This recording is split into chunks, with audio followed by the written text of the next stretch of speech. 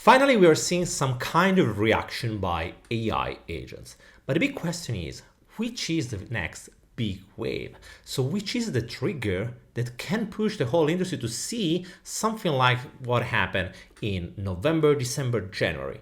In this video, I want to present you what I think it's the core for the next big revolution, because so far what we have seen when it comes to AI agents is single AI agents that are performing pretty basic activities. Let's be honest, guys. I don't think that many of you are really finding useful the AI agents as we know them right now. The big question is how to transform them in something that is promising to something that is reality able to produce real value. So that's the topic. That's what I want to discuss with you today. I will also hint a couple of protocols that are going into this direction.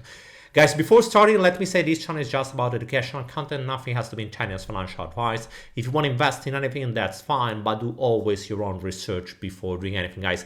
That's so important. It's on you, it's your portfolio, so you have to take your own decisions based on what's the best choice for you, your risk appetite, and so on. And don't forget to leave us a big thumbs up, drop a comment to the comment section, and that's a small effort but really means a lot to me. Okay guys, so let's start immediately. As you can see, I have already shared my screen and I want to talk about the model context protocol, MCP. So when it comes to MCP, it's something that has been introduced by Cloud. So Anthropic, that is the company behind Cloud AI, that is the sort of ChatGPT that is made by an Italian team that is based in the United States. And if you're wondering what is the MCP, it means Model Context Protocol. The big point is that an AI agent, in order to perform any kind of activity, needs external outputs. You can think it about like an oracle, but it's not just about checking information. That is what the oracle is doing, so checking that the flow is working correctly, make them available and so on. But it's literally creating a standard to make possible that all the data are available in any kind of format could flow and could be used by any AI agent. Maybe you are not familiar with the word of developing, so maybe you are not familiar with coding, but one of the biggest problems when it comes to integrating different kind of systems, and that's also the reason why many companies and many institutions are still using old formats and they are struggling to innovate. It's not because they don't know what is possible to be done at the moment. More or less everyone knows what's really possible, and it's not even most of the times just a matter of the budget. The big problem is that in order to integrate an old system or an old database with a new system, you need a kind of standard to make the data flow from one place to the other one. And when it comes to the Model Context Protocol, this is exactly what it is aiming. So the point is allowing external data to be used by agents. If you go through this article, we'll also share the link. It's done by S4Amy, pretty well done. I will leave also the link into the description below. And basically, the kind of answers that you can use, or better, the kind of answers that this kind of integration can generate for you are suitable for something like find the best APY, rebalancing the portfolio based on market volatility. So what you can see in this case, it's a pretty basic example. So I'm needing to have the information about the market volatility in order to perform an action, but it can be about anything else. Do that if it is raining in that kind of specific region in the world, or doing that if a certain kind of news is coming out, or take the news, check this, and take the weather and take the market volatility and perform this kind of action. There are really no limits. The big problem is having this kind of standard that is common by all the main LLM. And LLM is just a language model. So it's nothing about AI as you can think about. It's not creating, making really real calculations. It's much more about the language and the proximity of certain kind of parameters. That's an LLM. When it comes to the MCP, it's adding the capability to the LLM to perform much broader activities and being able to integrate different kind of use cases.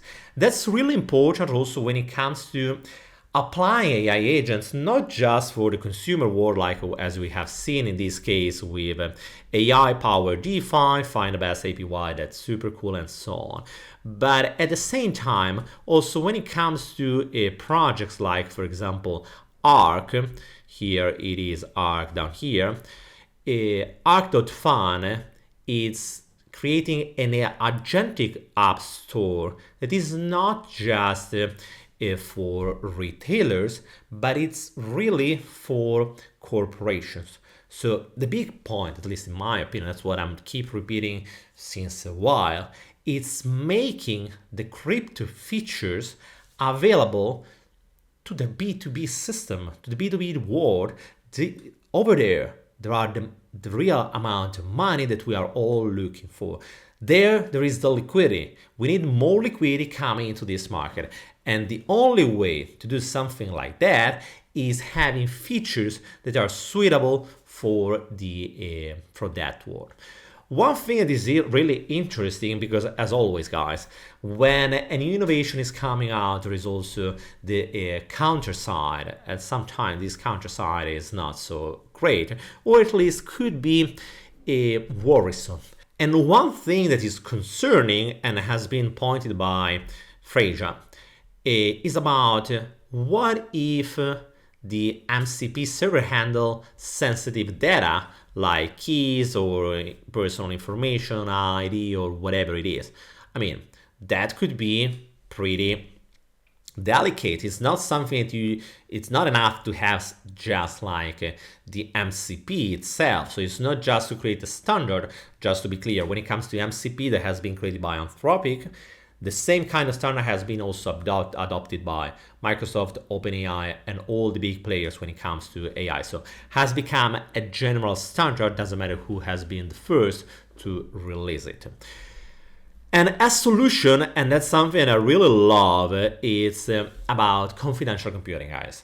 I repeated that several times into this channel. When it comes to confidential computing, it means being able to, from one side, obviously aggregating, so receiving the flow of information, as we have seen from MCP, that something is possible. But on the other side, it's also being able to shield and to preserve the privacy. The way that can be done are different. From one side, we have seen, for example, the Fala network that is creating a physical environment that is encrypted. But there are different ways that you can manage the same kind of thing. It is the MPC, multi-party computational, but it is also the homomorphic encryption, fully homomorphic encryption. We have just seen the project FHE just coming out, launching the token, and doing pretty well, because everything is about confidential privacy. It's not just about ZK. So far, when it comes to crypto, when it comes to privacy, most of the people are just talking about ZK. But I can tell you that ZK is just one thing, but there is much more. Fala Network is one of the other that is doing from the point of view of the physical infrastructure. But Nilion is another one that is doing multi-party computation. All these projects could be embedded into an agentic AI system that is able, from one side, to collect information, on the other side, to compute this information in a privacy manner compliant way, and on the other side, generating the final outcome, so delivering the elaboration, the output through the AI agent. What I want to tell you guys is that most of the times when we talk about AI agents, we are just focused on the retailer, what we see. So basically it's about, let's launch the new AI agent is able to write on Twitter. Yeah, that's cool.